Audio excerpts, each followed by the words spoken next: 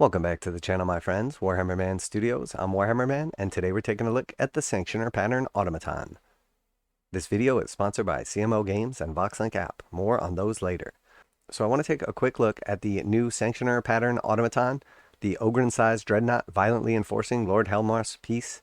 It's a new automaton for enforcers to take along with them, similar to something like an ambot. But also, actually, I want to take a look at what's going on with the Kasrkins, as well as Shadow Vaults, why I have heard that there's more coming out, and I actually trust multiple sources on this, and then also why is all this stuff going on, because a lot of people are confused about what's been going on with Games Workshop.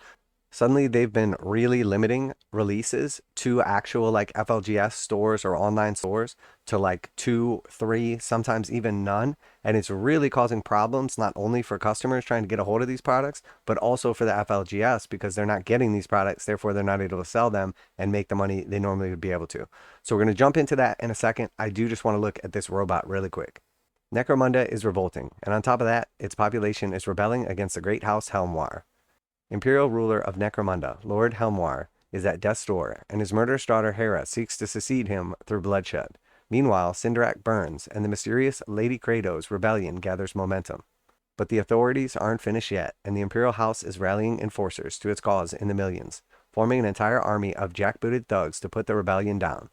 But with this many scofflaws in open insurrection, regular assault rams and concussion rifles won't cut it. What you need is a fleet of semi-sentient servo-automata, piloted by psycho-conditioned transplanted brains and especially fanatical enforcers. You need the Sanctioner. So pretty cool. I don't love them, but I don't hate them. They're somewhere in between a dreadnought and sort of an ambot. They have like the concussion ram. He has like a little claw and some kind of other thing going on here. We see in some of the other pictures there are some guns, the fists. Overall, they're not bad. I like the look of them. They're a little bit derpy, but I think they're good. I'd rather have them than not. Known as Lawtomata by a surprisingly witty populace, these armed and armored constructs are protected by thick carapace armor and wield much larger versions of the regular enforcer weapons, concussion cannons, heavy shock batons, and no less than 5 types of grenade. So here we see some of the regular options. We see the concussion cannon, the heavy shock baton, some grenades maybe from this thing right here, and a little claw kind of like punchy deal. I'm not sure. Overall, pretty cool though. I do like the look of them. Not only are these brutes tough to take down and become self-repairing mobile bulwark that counts as full cover by any of their squad mates hiding behind them. Who needs the Adeptus Arbites when you've got a Sanctioner? The Sanctioner Pattern Automaton will be available in plastic, coming in boxes of 2. So that is awesome. I love that Games Workshop tells us for sure they're coming in plastic and also they're coming in boxes of 2. I think this is pretty neat, and honestly I'll probably end up picking up a box of these for my Enforcer crew. Regardless, I think they'd be pretty cool in the ash waste too, so although I have a feeling they're going to be pretty slow. So neat setup right here. So there we did it. We made it through the automaton. Let's go ahead and jump over to Games Workshop's website now, and let's talk about the special news from Games Workshop HQ. So we're going to be doing a little bit of math today, and I think this is important because what's been going on right now is Games Workshop has been severely limiting local game stores or online game stores with the product. So they've been only giving them like 2 or 3 of something, in some cases even 1 with like the new boarding patrols. So what they're basically doing is they're doing the pre-order and they're selling everything directly through their store online directly to customers.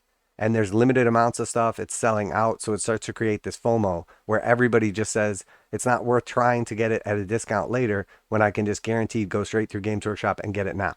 The reason they're doing this is Games Workshop makes a lot more money when they sell directly to the customer than they do when they sell through a store who sells to the customer. So they're basically just cutting out the middleman. So obviously the Kasrkins and Soulshackle both came out. I warned everybody in advance they were going to sell out very quickly, and they did. They sold out literally within minutes of release all around the world.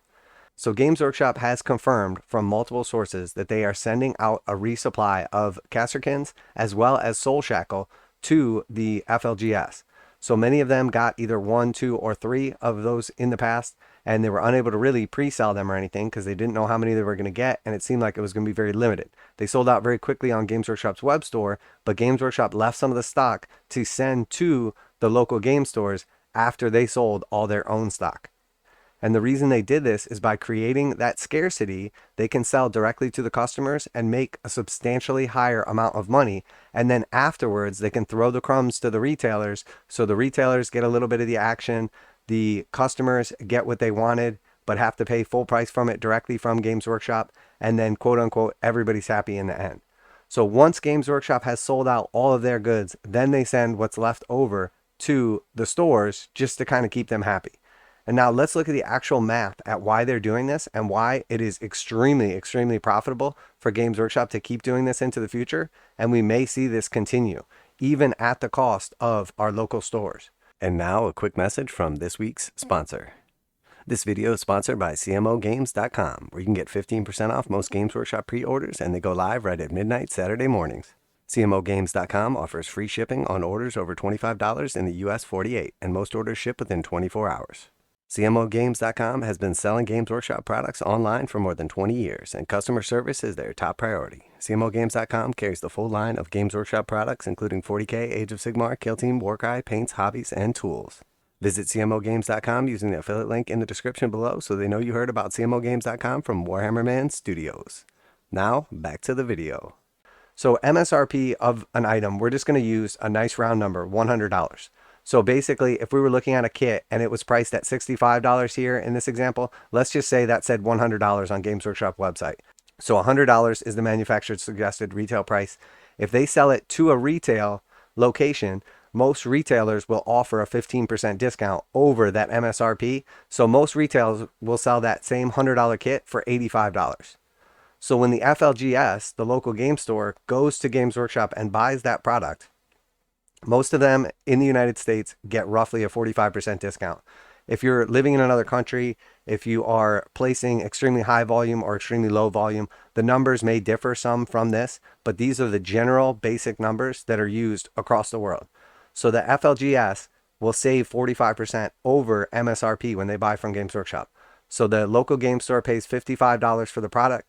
They then sell it most of the time at a 15% discount to the customer at $85. So the FLGS makes $30, and then they use that $30 in profits to pay employees, pay electric, rent, all that good stuff. So that does not take into account all of their expenses, only what they pay for the product and what they sell the product for. Now, Games Workshop's margin percent is 31%, and we know this for a fact because they're a publicly traded company and all of this is publicly disclosed. So you can check this for yourself if you want. So if they have a 31% margin, they're selling that item to the stores for $55. So that 31% margin is generalized over all of Games Workshop's products. That means that when they sell the item to the FLGS at $55, that means that they're keeping $17, and that is their 31% of the amount they sell it to the store for. So Games Workshop makes $17 on an MSRP kit that is $100, but in all actuality, that's a 30% profit margin for them. Now that profit margin takes into account all of their expenses. That is everything from running the business, owning the buildings, paying off loans, debt, buying plastic, manufacturing it, shipping it, paying employees. That is everything when we look at that margin percent for Games Workshop. They make $17 on a $100 product.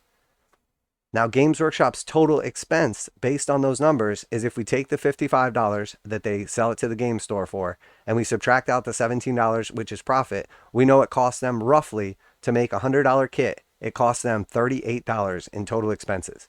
So when they sell a kit for $100 directly to the customer, they make the difference after that total expense. So if they have a $38 total expense and they sell directly to a customer for $100, they make $62.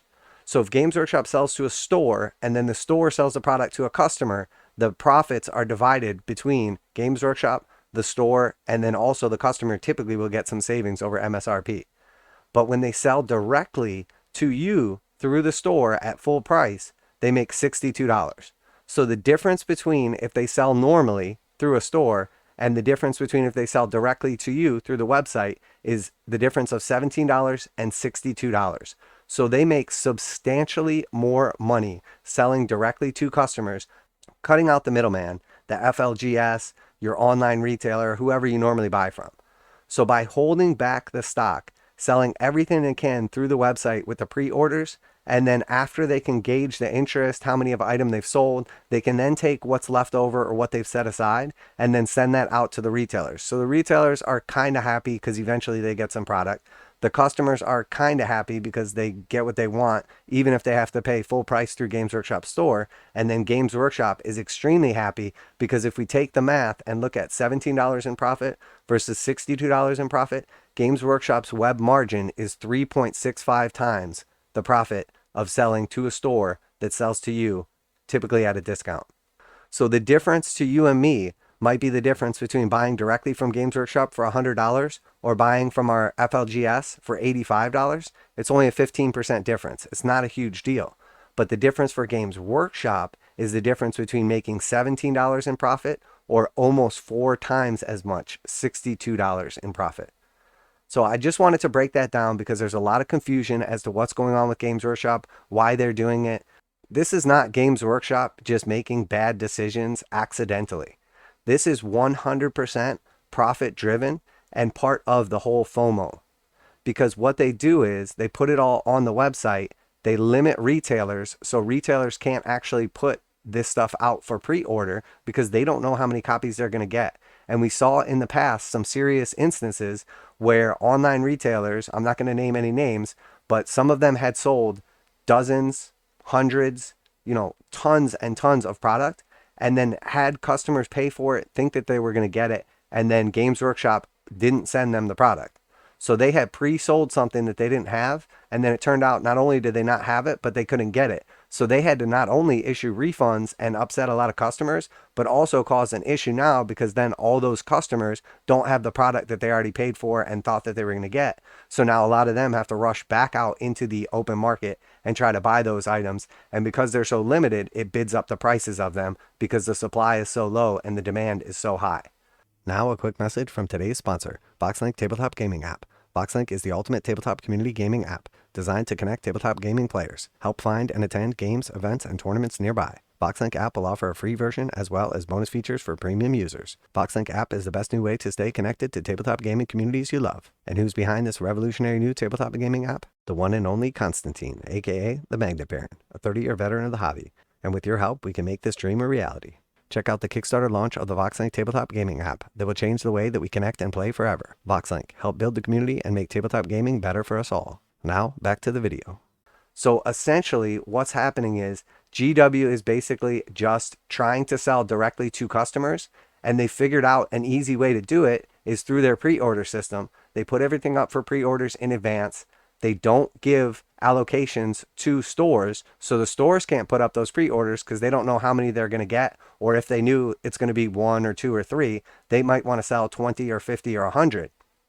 So therefore, those customers are all filtered, the ones who want it really bad and right away, onto Games Workshop's web store to go ahead and try to buy out the stock as quickly as possible and give Games Workshop that $62 profit instead of that $17 profit.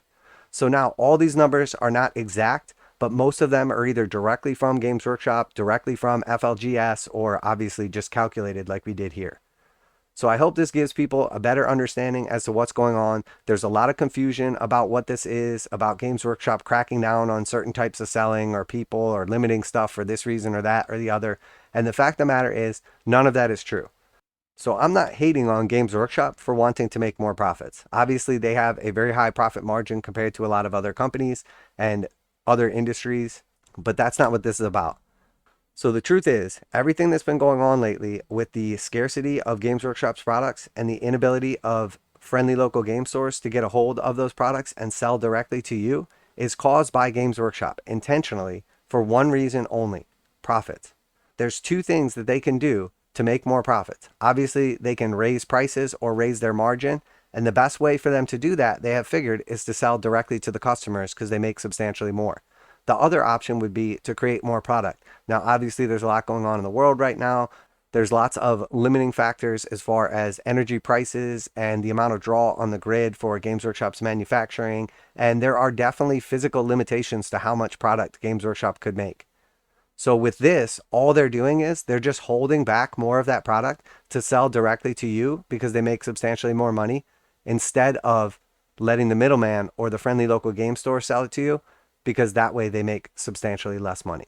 So if you're going to sell 100 boxes of something, and before you were selling 10 directly to the customer and 90 to stores, if you can shift that and now you can sell 90 directly to customers and 2 to the stores, you're going to end up making like 3.5 times the profit you were making before. Substantially more money goes in Games Workshop's profit, and substantially less money goes in your friendly local game store's pocket.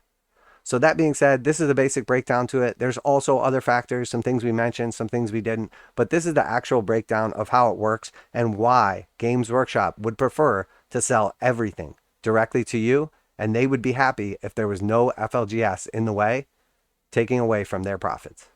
So that's it for today. Obviously, I have a business background and just wanted to talk a little bit about this. This is really a basic breakdown of it, but just to give you a rough idea, even if some of the numbers aren't exactly correct, we can essentially see the main overarching theme is you make substantially more profits if you cut out the middleman.